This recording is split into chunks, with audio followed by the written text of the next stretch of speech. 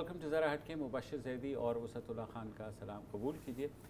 धरना जारी है। मौलाना साहब ने अब से कुछ देर पहले एक तकरीर की, लेकिन मज़े की एक बात मैं आपसे पूछना चाहता हूँ। मुझे खुद बड़ा अजीब सा लग रहा है कि मौलाना जैसे ही अपने तोपों का रुख इमरान से हट के कहीं और करने की कोशिश करते हैं तो तमाम टीवी चैनल्स पे इश्तिहारात चलने शुरू हो जाते हैं। ये कैसे पता लगता है? आप मुझसे पूछना चाहते हैं कि क्यों? हाँ, जैसा आपने बताया यूं अच्छा, इसी तरह से। अच्छा, मौलाना की जो तकरीर थी, ज़ाहिर है कि उन्हें तवा गरम रखने के लिए रोज़ाना ही खिताब करना पड़ता है। अच्छा, खान साहब इमरान खान जो हैं वो 126 दिन के धरने में दिन में 3 खिताब करते थे, लेकिन मौलाना का पेट है कि वो अब 9 बजे के करीब जो है वो शुरू करते हैं। 40-45 मिनट बाज़ औक़ात 1 घंटा हो जाता है। आज मैंने 2 चीज़ें उनकी तकरीर से निकाली। एक तो इससे पहले ये ख़बर भी आई होगी कि बल्कि कि मुज़ाकरात का जो दूसरा दौर था हुकूमत और अपोजिशन की कमेटी के दरमियान, वो भी डेडलॉक का शिकार है। अच्छा, पीटीआई के पास, हुकूमत के पास ये जो 6 दिन है, इनमें एक बात तो साबित हो गई कि उनका कोई इन हाउस स्किलफुल नेगोशिएटर नहीं है जो कि सीजन किस्म का हो, जो कि लीड कर सके। तो उन्हें ज़ाहिर है कि फिर चौधरी बरादरान की खिदमत हासिल करनी पड़ती है बीच की। हाँ, नहीं, और चौधरी बरादरान का ज़ाहिर है कि उनका ट्रैक रिकॉर्ड कितना ज़बरदस्त, बहुत अच्छा है। अब आप मुझे ये नहीं बताइएगा कि लाल मस्जिद के मुज़ाकरात भी उन्होंने किए थे। अकबर मैं 5 दिन वहाँ रहा था जब ऑपरेशन हो रहा था, और एक आइकॉनिक शॉट था कि चौधरी बरादरान जो है लाल मस्जिद से डायलॉग करके बाहर निकल रहे हैं और जैसे ही उनकी गाड़ी मूव होती है और पीछे से धमाके शुरू हो जाते हैं। हाँ, ठीक है, और फिर लेकिन ये वो ज़ाहिर है कि आज 2019 है, ऐसा नहीं है। चौधरी बरादरान ज़ाहिर सीजनड हैं, फिर इनके फैमिली रिलेशन है मौलाना की फैमिली से, मुफ्ती महमूद साहब के ज़माने से इनके वालिद के, वो ठीक है। लेकिन इससे ये अंदाज़ा हुआ कि फैसल वाडा टाइप के जो लोग हैं वो टॉक शोज़ के लिए तो अच्छे हैं, लेकिन जहाँ क्राइसिस मैनेजमेंट की बात आती है तो परवेज़ खटक वगैरह जो हैं वो क्या मतलब। अच्छा, फिर मुझे इंतखाबात अच्छा फिर हाँ, एक वाहिद जिस पे इत्तफाक हर सेशन में हो जाता है कि वो हर चीज़ आइन और कानून के मुताबिक, वो तो है। अच्छा, फिर ये है कि चलें, चौधरी बरादरान स्किलफुल लोग हैं, तजर्बेकार सीजन लोग हैं, मुज़ाकरात फिर उन्हें करने दें, बातचीत करने दें। वो बातचीत के लिए जाते हैं और पीछे से अचानक से शमसी तवानाई से चलने वाली जो हुकूमत है, मुझे ऐसा लगता है जैसे ही धूप लगती है ना दिमाग उलट जाता है। मसलन वज़ीर आज़म को आज ये कहना ज़रूरी था कि ये जो सड़कों में आए ये सब चोर हैं, तो यार तू चुप कर। अच्छा, शेख रशीद, अब ज़ाहिर है कि उन्हें भी है कि जी हम फेस सेविंग देने को तैयार है और 1-2 दिन की बात उठने वाला है। अच्छा, अब ये फ़ज़ा को बेहतर बनाने वाली सूरत है। इससे इनकी स्किल्स का आप अंदाज़ा लगा सकते हैं कि क्या कमाल लोग हैं ये। फजलुर रहमान की तकरीर की मैं बात कर रहा था। आज जो मुझे की पॉइंट्स उसमें मिले वो ये थे कि मुज़ाकरात के बारे में उन्होंने कहा कि इन चरागों में तेल नहीं, हम मुज़ाकराती टीमों की आनियाँ जानियाँ देख के लुत्फ़अंदोज़ हो रहे हैं। यानी ये लोग भी जो हैं अपने मुतालबात पे बज़ाहिर अड़े हुए हैं। आज उन्होंने ये भी कहा कि ये कहते हैं कि जी इलेक्शन में अगर कोई धांधली हुई है तो कोई तहकीकाती कमीशन बना लेते हैं। तो उन्होंने फिर कहा कि जी इलेक्शन कमीशन की अपनी रिपोर्ट के मुताबिक 95% हलकों में जो पोलिंग एजेंट्स थे उन्हें निकाल दिया गया और फॉर्म 45 जो है उस पर भी साइन नहीं लिए गए, लिहाजा अब कमीशन का राग नहीं चलेगा, सीधे इलेक्शन कराओ। एक जो थोड़ी सी लचक मैंने आज मौलाना की तकरीर में देखी वो ये है कि वज़ीर आज़म के इस्तीफ़े का उन्होंने मुतालबा डायरेक्ट नहीं किया, इलेक्शन पे अलबत्ता जोर है तो वो ऑब्वियसली। अच्छा, और ज़ाहिर है कि फिर वो अगर हुआ तो फिर पूरा मैकेनिज़्म बनेगा कि किस अंदाज में टर्म्स ऑफ रेफरेंसेस बनेंगे। ये बात तय हो चुकी है पिछले 3-4 दिन में कि ना रहबर कमेटी बाइख्तियार है ना सरकारी कमेटी बाइख्तियार है। रहबर कमेटी में ये है कि उसे फ़ौरन अपनी क़यादत जो है उससे मशवरा करना पड़ता है। अच्छा, क़यादत फिर अलग से अपने इजलास बुला लेती है कि जी वापस आ रहे हैं, कमर की तकलीफ़ थोड़ी सी है। देखिए, रहबर कमेटी में उसके हिज्जों में ना नून आता है और ना पे आता है, और लगता है रहबर कमेटी का कोई रहबर नहीं है। आज कुछ सीरियस बात हुई, एक प्रपोजल फ्लोट किया गया अकरम दुरानी, फ़रतुल्लाह बाबर और उनकी तरफ से, जो हुकूमती कमेटी को भी दिया गया कि जनाब एक ऐसा फोरम होना चाहिए ट्रूथ एंड रिकन्सिलिएशन टाइप, کہ جس میں جو ہے سیاسی جماعتوں کے جو لیڈران ہیں اور جو فوج کی لیڈرشپ ہے وہ کم از کم بیٹھ کر کے کچھ ایسی چیزوں پر تو اتفاق کر لیں یا ڈسکس کر لیں جو یا تو تھورنی رہی ہیں یا یہ ہے کہ اس میں بیلنس نہیں ہوتا. اس میں نیا کیا ہے؟ اس لیے کہ اس سے پہلے سینٹ کے جب چیئرمین تھے رضا ربانی، وہ یہ بات کر چکے ہیں کہ جی ہم میزبانی کرنے کو تیار ہیں، اسٹیبلشمنٹ کے ادارے جوڈیشری اور ایگزیکٹو وہ مل بیٹھ کے اپنے اپنے دائروں کا تعین کر لیں. ثاقب نثار سے پہلے کون چیف جسٹس تھے؟ ثاقب نثار سے پہلے جو بھی تھے انہوں نے بھی یہ تجویز دی تھی کہ بھائی ہم اگر کچھ کروا سکیں. اور اس کے علاوہ شہباز شریف نے جب یہ حکومت نئی آئی تھی تو میثاق معیشت کا تصور بھی دیا تھا. پھر خود آصف زرداری نے بھی اپنی قومی اسمبلی کی تقریر میں کہا تھا کہ چوز کر لیں کہ یا محاذ آرائی رکھنی ہے یا یہ ہے کہ سب کو ساتھ لے کے جو ہے کرنا ہے. تو اس وقت یہ شور بچایا گیا تھا کہ اوہ یہ تو کرپٹ ہیں، یہ جو ہے نیب کی جو کہ زد میں ہیں اس لیے اپنی جان چھڑانا چاہ رہے ہیں.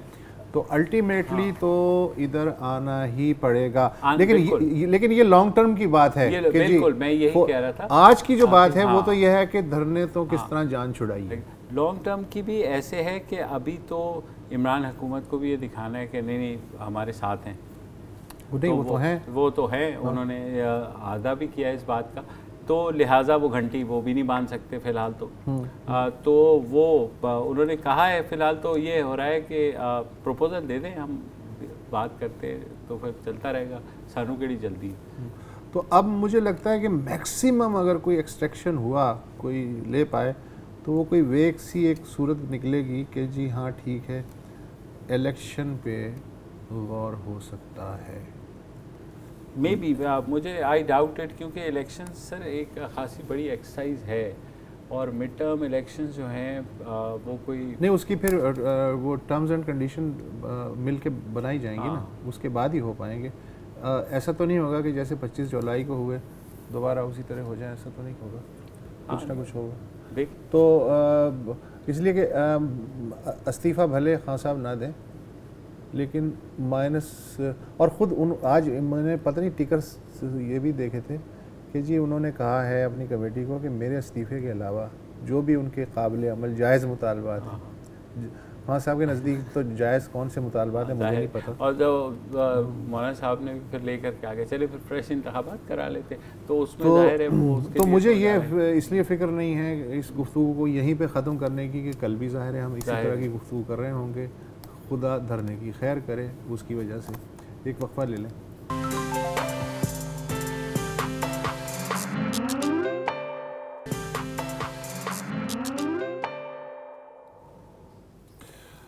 Welcome back. یہ پاکستان کی آبادی ہے 22 کروڑ. میرا خیال ہے کہ سن 84 میں شاید 10 کروڑ آبادی تھی بھی نہیں، پیدا بھی نہیں ہوئی ہوگی. 1984 میں جنرل ضیاء الحق نے طلبہ یونینوں پہ پابندی لگا دی اور اس کے بعد سے آج تک ہر جمہوری حکومت جو آتی ہے وہ وعدے کرتی ہے اور کوشش بھی کرتی ہے کہ کسی طرح طلبہ یونین جو ہیں وہ بحال ہو جائیں، لیکن اب تک ایسا ہوا نہیں ہے. میرا خیال ہے کہ اگر 2024 تک کا میں کاؤنٹ کروں تو 40 سال ہو جائیں گے طلبہ یونینوں پہ پاکستان میں پابندی پہ. اب بھی 35 سال تو ہو گئے. 1988 میں بے نظیر بھٹو کی جب پہلی حکومت آئی تھی تو اس نے پابندی ہٹانے کا فیصلہ کیا، لیکن پھر سپریم کورٹ میں چیلنج ہو گیا، اس کے بعد کوئی فیصلہ آیا یا نہیں، اس پہ تھوڑی دیر میں بات کریں گے.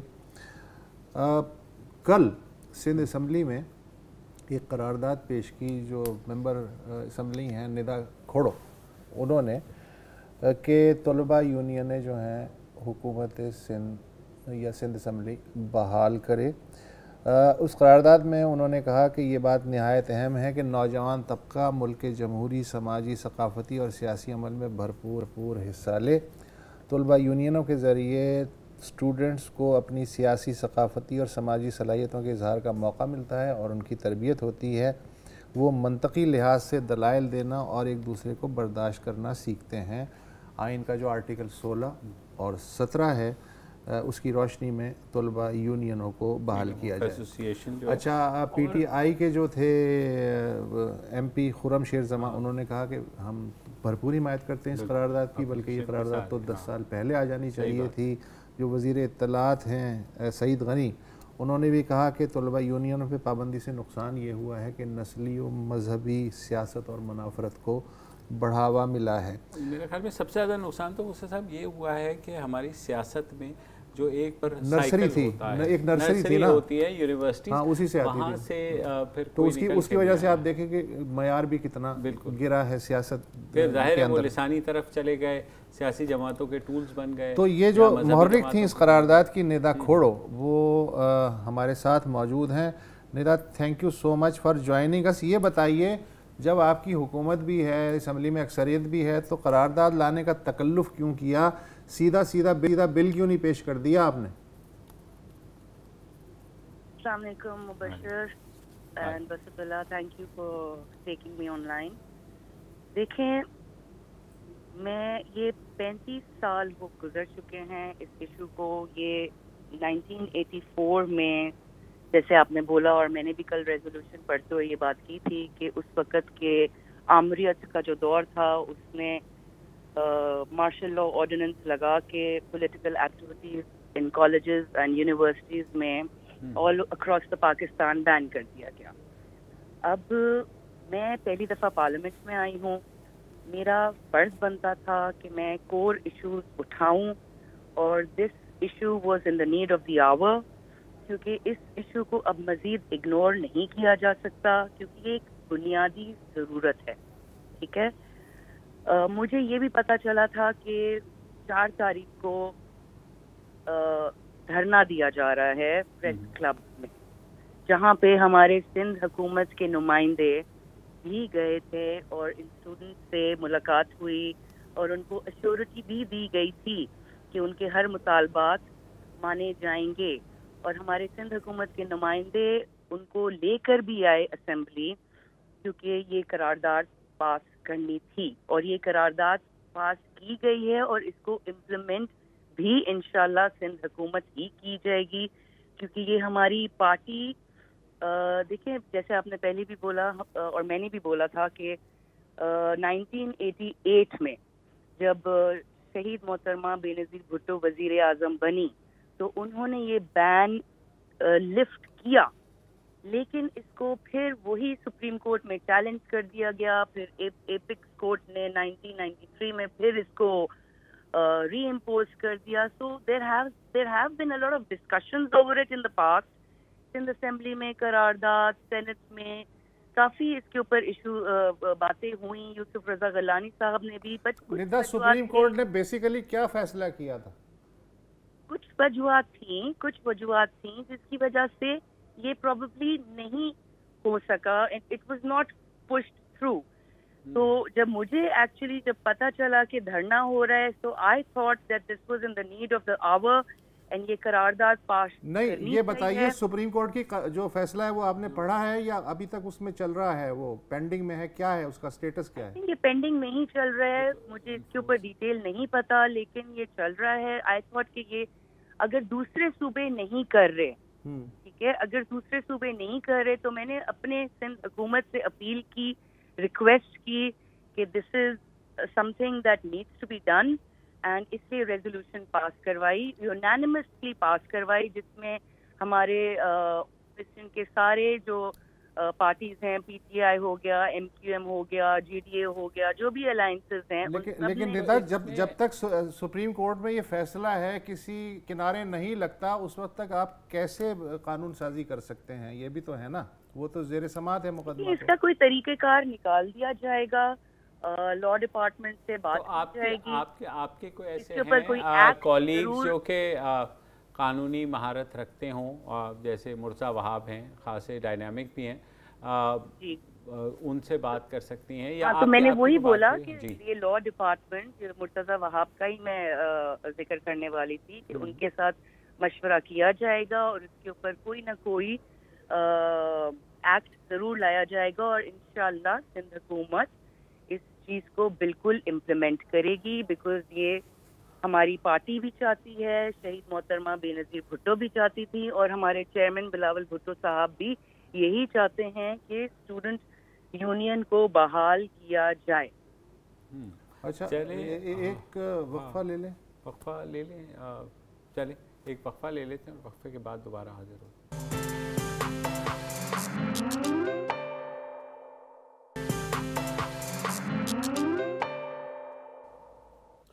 Welcome back. گفتگو ہو رہی تھی سندھ اسمبلی میں جو متفقہ قرارداد منظور ہوئی ہے کہ طلبہ یونینیں بحال کی جائیں, اس کی محرک ندا کھوڑوں سے. ندا, میں آپ سے ایک آخری سوال یہ کرنا چاہ رہا ہوں کہ قرارداد تو آ گئی اور متفقہ طور پہ منظور بھی ہو گئی, اس کو قانون بنانا یا قانونی بل میں کنورٹ کرنا پریکٹیکلی کتنا مشکل ہوگا یا آسان ہوگا؟ دیکھیں, یہ اب سندھ گورنمنٹ نے یہ ریزولوشن تو یونانیمسلی پاس کر لیا, ٹھیک ہے. اب ہم اس کو پٹ اپ کریں گے ان دا لا ڈپارٹمنٹ تاکہ اس کے اوپر امپلیمنٹیشن کی جائے. لیکن اب آپ یہ بھی ایک سیکنڈ میں یہ بھی کہنا چاہ رہی ہوں کہ اگر آپ پاکستان کی ہسٹری کو تھوڑا دیکھ لیں, ٹھیک ہے, تو بہت ساری اسٹوڈنٹ یونینز بنی, پھر ختم کر دی گئیں, پھر بنائی گئیں, پھر ختم کر دی گئیں. سب سے پہلے تو آئی تھنک وہ مسلم اسٹوڈنٹ فیڈریشن تھی, جس کو 1950s میں ختم بھی کر دیا گیا. تو میں یہ پرسنل میں نے جتنا ہسٹری پڑھی ہے, میرا پرسنل اوپینین تو یہ ہے کہ اگر آپ نے کسی ملک کی سیاست کے اوپر نیتا, میرا سوال یہ ہے کہ پریکٹیکلی کتنا مشکل یا آسان ہے اس کو بل میں کنورٹ کرنا. آواز کو ختم کر دی جائے, لیکن ہماری سندھ حکومت نے اس کے لیے سب سے پہلے نیتا آپ کو پی ایس ایف کی قربانی دینی ہوگی, جو ظاہر ہے پیپلز اسٹوڈنٹ فیڈریشن ہے. تو آپ کے خیال میں آپ کی لیڈرشپ مانے گی؟ سے امپلیمنٹیشن کروائیں گے. یہ پرسنلی سندھ حکومت خود کرے گی. آئی ڈونٹ نو اباؤٹ دوسرے صوبے. ہم چاہتے ہیں کہ یہ پورے all across Pakistan student union کو بحال کر دیا جائے. ٹھیک ہے, بہت شکریہ. We wish you best of luck with your initiative جو آئی ہوپ کہ آپ کی لیڈرشپ جو ہے وہ اس طرف غور کرے. ایک اور خبر جو کہ کوئٹہ سے آئی ہے, وہاں پہ ایک 16 سالہ نوجوان ہیں سید غوث شاہ, ان کی لاش ملی ہے.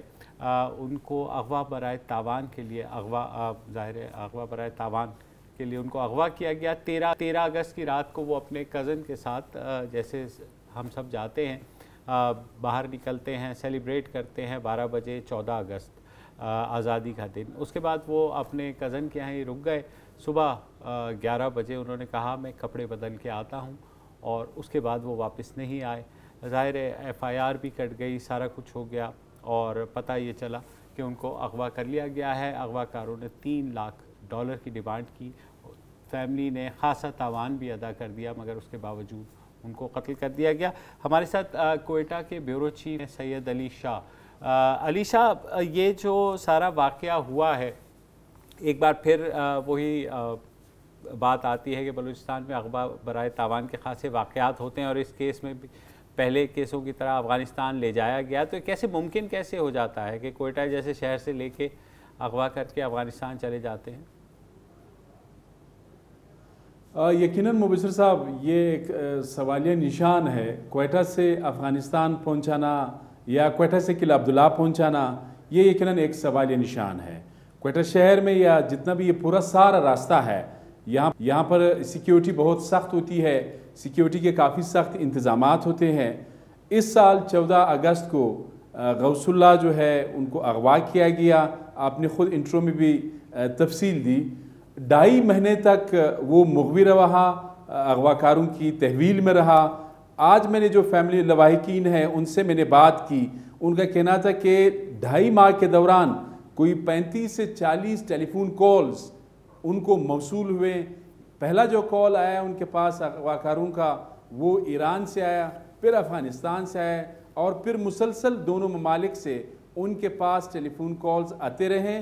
اور جو لواحقین ہیں ان کا کہنا ہے کہ مسلسل وہ यानी रेगुलर बेसिस पे जितने कॉल्स उनके पास आते रहें वो सीनियर पुलिस अफसरान से वो शेयर करते रहें, लेकिन कोई गिरफ्तारी अमल में नहीं आ सकी, कोई मुश्तबा शख्स जो है वो गिरफ्तार नहीं हो सका। पुलिस का मौक़िफ़ लेने के लिए मैंने 2 सीनियर पुलिस अफसरान से बात करने की कोशिश की, लेकिन किसी ने जवाब नहीं दिया। मेरी कोशिश थी कि पुलिस का भी इस पे मौक़िफ़ ले, लेकिन ये बड़ा इस फैमिली के साथ गौसुल्लाह का वाक़या जो है ये तो यकीनन इंतहाई दर्दनाक है। इससे पहले इनके वालिद थे सैयद करीम आगा, 2010 को उनको यहाँ क्वेटा से अगवा किया गया। आज लवाहिकीन का ये कहना था कि 45 लाख रुपए तावान की अदायगी उन्होंने की।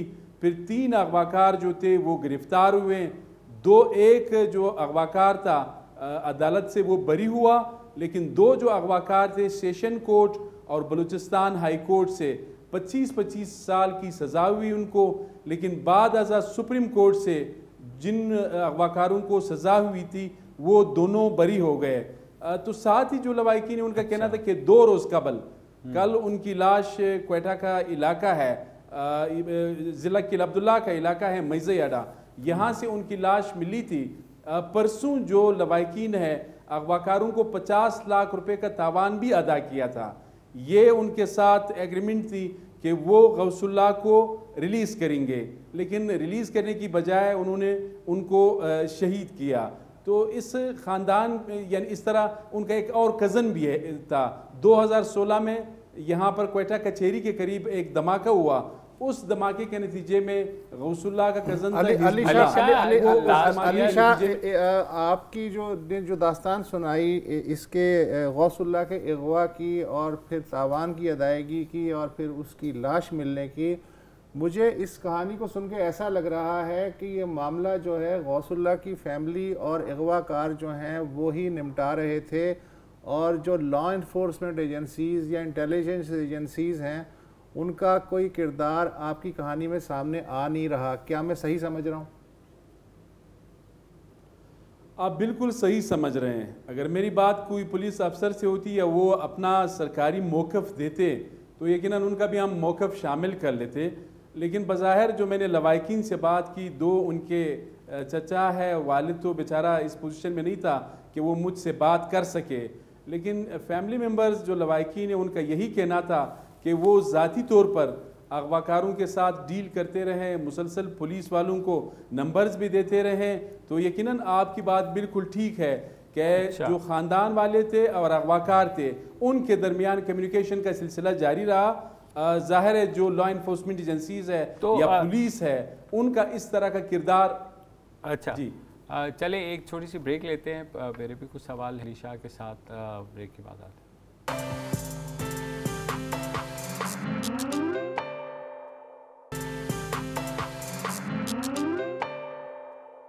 Welcome back. हम बात कर रहे हैं कोयटा के 16 साल नौजवान सैयद गौसुल्लाह की, जिनकी लाश अभी मिली है 2 रोज़ कबल। उनको अगवा बराए तावान के लिए तावान की अदायगी के बावजूद उनको कत्ल करके उनकी लाश फेंकी गई। सैयद अली शाह पिछले साल भी लीडिंग एक सर्जन थे कोयटा के, वो भी अगवा हुए, वो भी बेचारे तावान देख के आए। उससे पहले भी ये होता आ रहा है और ईरान चले जाते हैं, अफ़गानिस्तान चले जाते हैं। ये जो नेटवर्क है, पुलिस ने या इंटेलिजेंस इदारों ने कभी कोशिश की कि इसको बस्ट करें या पता लगाएं कि कौन है? देखिए ऑफिशियल लेवल पे तो क्लेम्स आते रहते हैं। मेरे ख्याल में वो डॉक्टर साहब जब यहाँ पे आ गए तावान देने के बाद तो उन्होंने ओपनली मीडिया पे बात की और ये कहा कि मैं तावान की अदायगी के बाद आया हूँ। बिल्कुल, उस डॉक्टर साहब ने ये नहीं कहा कि जी लॉ इन्फोर्समेंट एजेंसीज ने या पुलिस ने मेरी रिकवरी के लिए कोई किरदार अदा किया। अगर अगवा बराए तावान के केसेस को क्वेटा शहर में देखा जाए, 2009-2010 में बदतरीन सूरत हाल थी। उस वक्त के जो DIG ऑपरेशन हामिद शकील साहब, वो इस दुनिया में नहीं रहे, एक बम धमाके के नतीजे में वो शहीद हुए। उनका कहना था कि 2009 और 2010 में क्वेटा शहर में बैक वक्त 78 ग्रोह जो थे अगवा बराए तावान के ऑपरेट कर रहे थे उस वक्त। फिर अगवा बराए तावान की जितनी भी वारदातें हैं, सबसे ज़्यादा जो किडनैप हुए हैं ताजर बरादरी के लोग हुए हैं, और साथ जो डॉक्टर कम्युनिटी है, उससे पहले भी हम इस पे प्रोग्राम कर चुके हैं। کوئی 2 درجن سے زائد ڈاکٹر جو ہے وہ اغوا ہو چکے ہیں. اکثر کوئی کہیں پہ ہم نے یہ نہیں دیکھا ہے کہ کوئی ریڈ ہوا ہے ان کی ریکوری کے لیے, کوئی اغواکار مارے گئے, ایک دو کا اس طرح کے واقعات ہو گئے ہوں گے, اس طرح کے ریڈز کیے ہوں گے. لیکن اب اس طرح کی ویو تو نہیں ہے نا اغوا برائے تعاون کی جس کا آپ ذکر کر رہے ہیں, اس طرح کی ویو تو نہیں, وہ بالکل اس طرح نہیں ہے. اچھا وہ ویو بالکل نہیں ہے وہ. اگر ہاں جی اب تھوڑی بات ہم یونیورسٹی آف بلوچستان کی بھی کر لیں, کیونکہ آپ ہمارے ساتھ بیٹھے ہوئے ہیں, تو اس کے اسکینڈل کی ظاہر تحقیقات چل رہی ہیں. کوئی پیش رفت مزید کوئی پیش رفت ہوئی ہے اس میں؟ اس میں کوئی پیش رفت نہیں ہو سکی ہے. دیکھیں پہلے جس طرح وہ ایف آئی اے نے ہم سے ڈیٹیلز شیئر کیے تھے, پھر بعد انہوں نے اپنی جو رپورٹ ہے وہ بلوچستان ہائی کورٹ میں جمع کروائی. میرے خیال میں یونیورسٹی میں 4-5 جو آفیسرز تھے ان کو اپنے عہدوں سے تو ہٹایا گیا, اور جو انٹرنیز انہوں نے بھرتی کیے تھے ان کو بھی برطرف کیا ہے. نئے وائس چانسلر ہے وہ کچھ اس طرح کے انیشیٹیوز لے رہے ہیں, اور پھر یہ جو ہائر ایجوکیشن ہے یا چانسلر جو گورنر بلوچستان ہے انہوں نے بھی یہ آرڈر کیا ہے کہ جتنی بھی یونیورسٹیز ہے بلوچستان کی جو اینٹی ہراسمنٹ جو کمیٹیز ہے وہ قائم کی جائے. ساتھ ہی جو اومبڈسمین ہے, متصب ہے خواتین کے رائٹس کے حوالے سے یا ہراسمنٹ کے حوالے سے, صابرہ اسلام صاحبہ ان کے حوالے سے بھی یہاں جو مقامی اخبارات ہیں جو پارلیمانی کمیٹی کی سربراہ تھی انہوں نے بھی یہ کہا تھا کہ ابھی تک کوئی سامنے نہیں آیا ہے, تو ابھی تک بھی کوئی سامنے نہیں آیا ہے ان ایلیگیشنز کو لے کر کے. دیکھیں انہوں نے اپنے طور پہ تو بیانات دیے ہیں کہ ان کے پاس کوئی نہیں آیا ہے. تھوڑا سا کانٹریڈکشن ہے.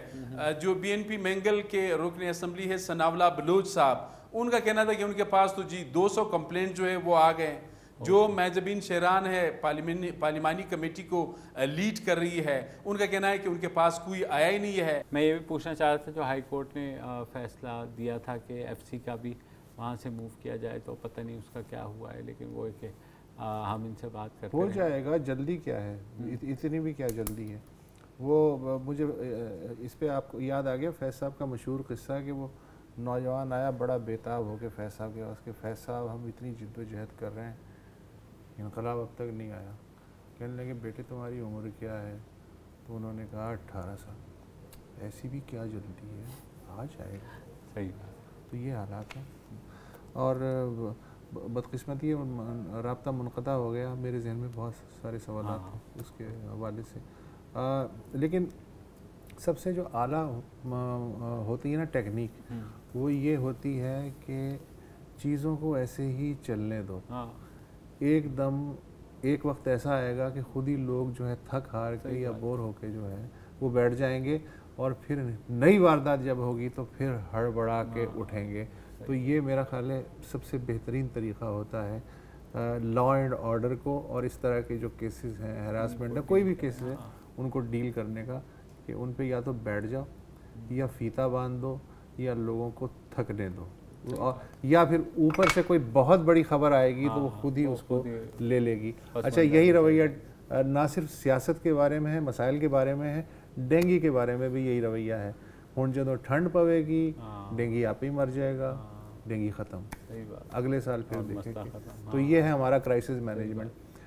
فی الحال اتنا ہی, کل پھر ملاقات ہوگی. خدا حافظ.